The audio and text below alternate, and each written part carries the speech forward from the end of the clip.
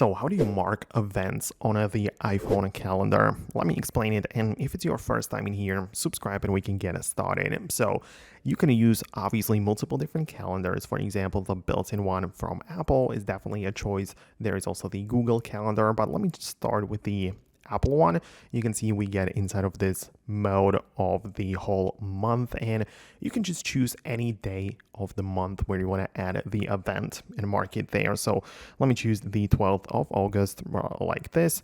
And essentially we have two options right now. We can either hold it down on any of the hour of the day. So for example, between a 9 and a 10 a.m., you can hold down on it like this, and it adds this event specifically between a 9 a.m. and a 10 a.m. And you just have to type in the title, location. You can choose some other things like travel time, repeating settings, whether you assign it to work, home, calendar, or even other categories.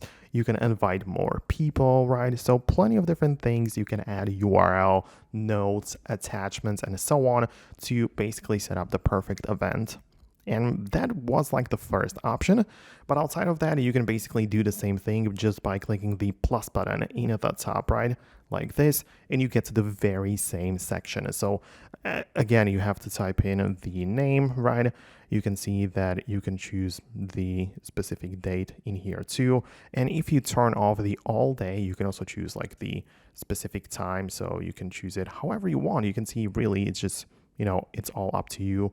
We have the time zone selection, repeating, and all of the same things as well. Just hit it done, and now we should have it part of our calendar as long as we have done it properly, right? So it is actually right in here, and this is the example event which we added, which lasts from 9 a.m. till 1 p.m. on the 13th of August. So yeah, make sure to mark that example event in your calendar. But yeah, that's going to be about it. Thanks a lot for watching, and I'll see you later in the future uploads.